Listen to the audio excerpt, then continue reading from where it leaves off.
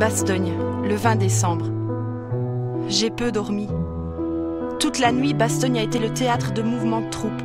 Camions, chenilles, coups de sifflet et ordres hurlés ont été ponctués d'éclats d'obus. Les nouvelles sont mauvaises. L'hôpital de campagne de la 101e a été capturé par les Allemands. Le 501e para improvise donc un dispensaire au séminaire. Les soldats blessés affluent de toutes parts. Le temps est maussade, gris et brumeux et par-dessus tout glacial. C'est en passant dans la grande rue que j'aperçois, dans un garage, des hommes qui savent faire. Visiblement, un hôpital de fortune s'est mis en place pendant la nuit. J'entre. Ma tenue évite des explications qui nous auraient fait perdre du temps. Le médecin militaire se plaint. Pas d'eau ni d'électricité, le plasma gèle et ne coule donc plus. La nourriture est rare, pour ne pas dire inexistante. Il faut absolument rejoindre le PC du bataillon. Un stock de médicaments s'y trouve. 2 groupes se constituent.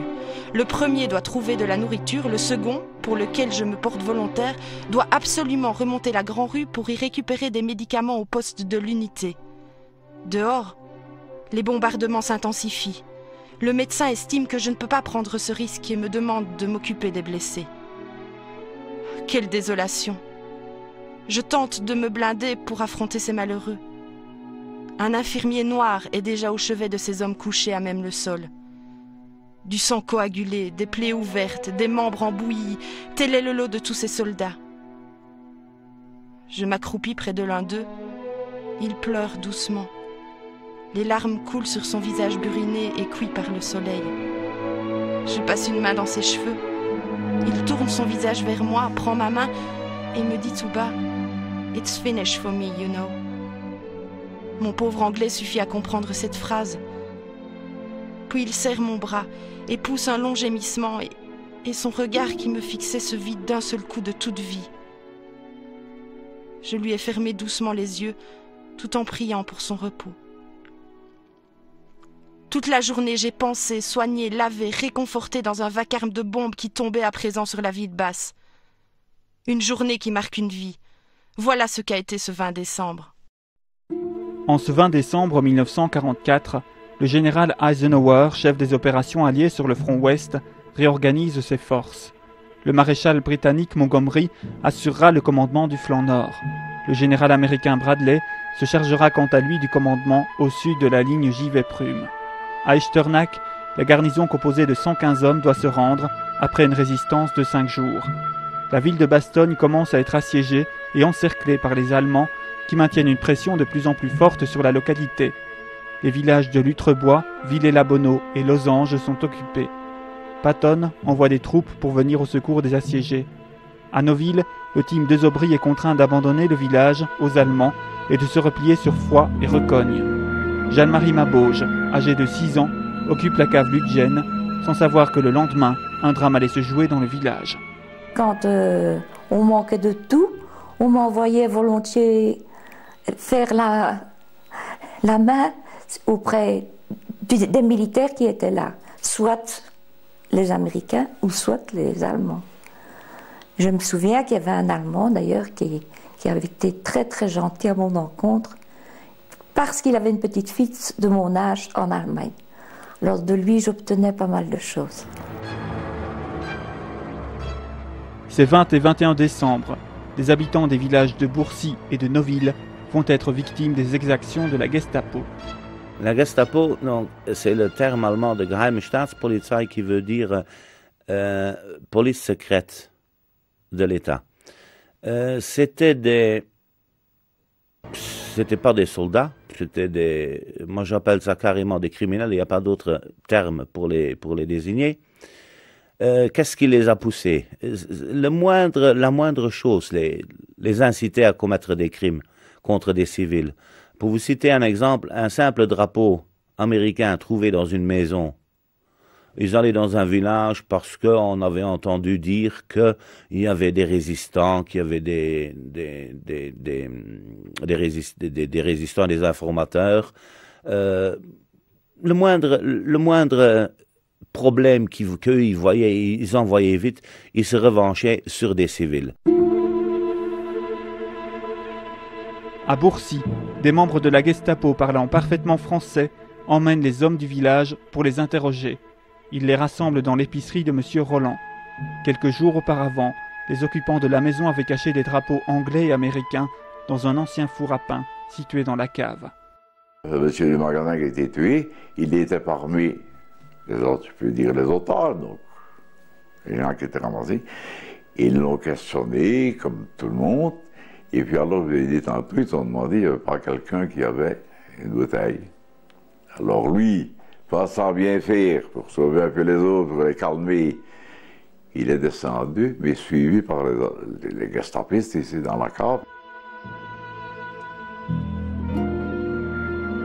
Mais les hommes de la Gestapo tombent sur la boîte contenant les drapeaux. Ils ont pris le drapeau, ils ont laissé le drapeau belge, et ils ont pris les autres, et ils sont partis. Alors en sortant, papa a dit, oh, ben, je ne me souviens plus exactement, mais c'est fini, vous ne me verrez plus, au revoir, ou quelque chose comme ça.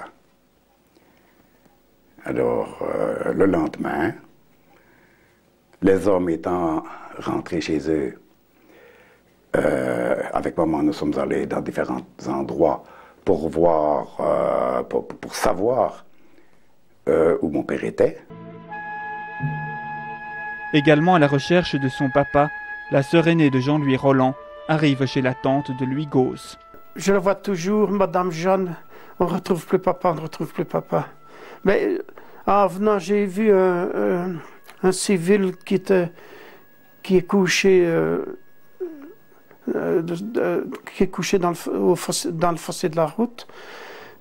Je ne vois pas bien si ce serait pas, mais je pense bien que c'est ça. Mais je vais aller avec toi, c'était ma fille qu'elle dit. Alors elle est partie voir, elle de suite elle a bien vu qui ce que c'était. Je pense bien que ce serait ton papa, c'était Gisèle qu'elle dit. Elle a commencé à pleurer, la fille. Non content d'avoir mis fin au jour de l'épicier en le rouant de coups, la Gestapo fait subir un interrogatoire au reste de la famille. Ils nous ont demandé qui avait fabriqué le drapeau, combien de toiles il y avait, combien de morceaux de tissu il y avait sur l'angle, disons, quoi. Je ne savais même pas qu'il y avait des drapeaux, je ne savais même pas qui les avait faits ou quoi. Alors, naturellement, une baffe ou deux, et puis ils nous ont lâchés. Mais un après l'autre, et pas tous ensemble. La Gestapo fera d'autres victimes à Bourcy. Ils ont dit que des civils avaient été tués à la gare et ils parlaient français. Il y en avait qui se disaient originaires de Lyon, de Reims. D'autres, il y en avait un qui disait qu'il était belge comme nous. Maman a dit, pas sûrement avec l'uniforme que vous portez sur le dos. Et il était d'Arlon, celui-là. Et c'était des gens de la police spéciale ou de la Gestapo, quoi. Et alors maman a demandé des détails sur l'identité des personnes tuées. Ils ont expliqué tellement bien que maman a dit « Ils ne vous ont sûrement rien fait, c'était l'oncle et la tante de mon mari. » Ils ont dit qu'ils n'avaient pas été corrects, ils n'ont pas dit plus. Les deux victimes sont le couple Maquet, propriétaire du café situé en face de la gare. Ils ont été tués dans leur cuisine, donc certains ont dit qu'ils étaient encore en pyjama, n'est-ce pas? C'était très tôt le matin, donc est-ce que c'était encore une fois le 19 ou le 20, je n'en sais rien. Mais en tout cas, mon oncle avait 69 ans, ma tante 65, il était chemin à la commune de Longvilly, il n'avait jamais fait quelque chose de répréhensible, à mon avis. Encore une fois, les Allemands leur ont reproché d'avoir abrité un petit PSC américain. Quelques jours plus tard, Fernand Maquet, le fils du couple assassiné, est de retour au village. Fernand, il arrive au village et il y avait 2-3 personnes, et j'étais présent, qui lui disent « Fernand, ne remonte pas, ne va pas voir, ne va pas la maison brûlée ou je ne sais pas. Mais ainsi, il faut que je voie papa et maman. » Et alors, finalement, il y est allé. Après avoir vu de ses yeux le désastre, Fernand Maquet se rend chez son oncle et sa tante. Il n'était pas là de très longtemps, quelques minutes, un quart d'heure, une demi-heure, que 2 Allemands, parlant en français, sont entrés. Et tout de suite, ils lui ont demandé son identité, il a bien dit, de dire qui il était. Ils nous ont fait sortir de la chambre, de la pièce de devant chez nous, nous ont refoulés à la cuisine, alors qu'il y avait d'autres Allemands là qui n'ont pas osé se mêler de l'interrogatoire. Il a été interrogé chez nous, il a été même battu parce qu'on l'entendait pleurer et crier dans la chambre devant. Et puis ça a duré peut-être une demi-heure. Et alors, en sortant, ils l'ont pris avec eux. Maman a dit, laissez-le, c'est un brave type, il est un peu simplet comme on dit, il n'aurait pas fait de mal à une mouche. Fernand Maquet sera retrouvé près du cimetière, abattu de plusieurs balles. Le 21 décembre, c'est à Noville que la Gestapo s'apprête à commettre l'irréparable. Dans le petit village voisin de Vaux, Bernadette Berthe voit le curé de Noville pour la dernière fois. Le curé est arrivé avec sa sœur, mademoiselle Delvaux. On a mangé. On n'entendait pas de bruit dans le centre du village. Hein, le long de la grande route, c'était différent. À un moment donné, le curé dit « Je vais retourner à Noville pour sauver le Saint-Sacrement. » Bon, il retourne. Et il ne revenait pas. La journée se passait, dans l'après-midi, il ne revient pas. Le soir, il ne revient pas.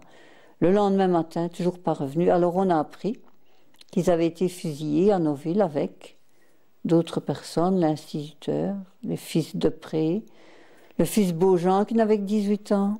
Le curé et une vingtaine d'hommes sont rassemblés pour être interrogés. Jean-Marie Mathieu, qui se trouve chez ses grands-parents, après avoir quitté Liège harcelé par les explosions de V1 et de V2, est témoin de cette rafle. Le lendemain de l'offensive allemande, vous savez, un gamin ne réalise pas les dangers, etc.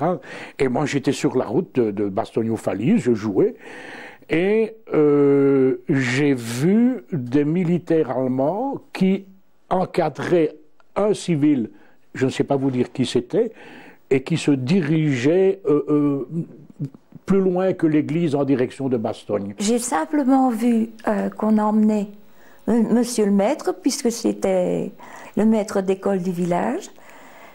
On l'a emmené carrément.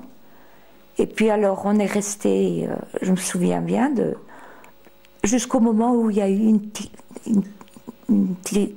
un tir de fusil ou de mitraillette. Et ils étaient à plusieurs. Je crois qu'ils étaient 7 par la suite. Parmi les otages, 7 hommes sont choisis et emmenés pour un interrogatoire à la maison communale. Ils sont ensuite emmenés derrière les ruines de la maison Grégoire, où ils sont abattus un par un. Une des dames qui était dans la cave, soit ma tante ou la tante Gabrielle, elles sont sorties, elles sont allées gratter la neige qui était sur les corps, tous alignés. Et je me souviens bien, c'était derrière chez Jacobi encore. C'est là que se trouvaient tous les corps. Et en grattant la neige, malheureusement, ils ont pu constater que c'était les gens de Noville, quoi.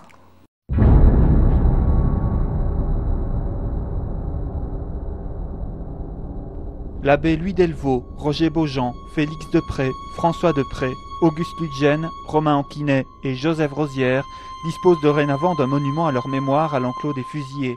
Noville n'avait pas fini de souffrir de l'offensive. Nombre de maisons du village seront incendiées, comme la maison Braquet où était réfugié Jean-Marie Mathieu. J'avais remarqué que c'était au début de la soirée, que de l'eau coulait par le soupirail. Or, j'ai dit à maman, maman, il pleut, il y a de l'eau qui coule par le soupirail. Elle m'a dit, écoute, c'est pas possible, il gèle à pierre fendre. Et c'est à ce moment-là que l'Allemand est descendu les escaliers de la cave, a allumé un briquet et a montré le toit, enfin, le dessus de la maison. Et c'est là qu'on a réalisé, enfin, et heureusement, parce que elle était presque complètement en feu. On dirait que c'est plus proche. Il y a quand même des choses là que je n'ai vraiment pas oubliées, mais sans détail, quoi. Je le dis, je ne vois pas d'autres mots pour dire que ce sont comme des flashs qui reviennent. Ouais.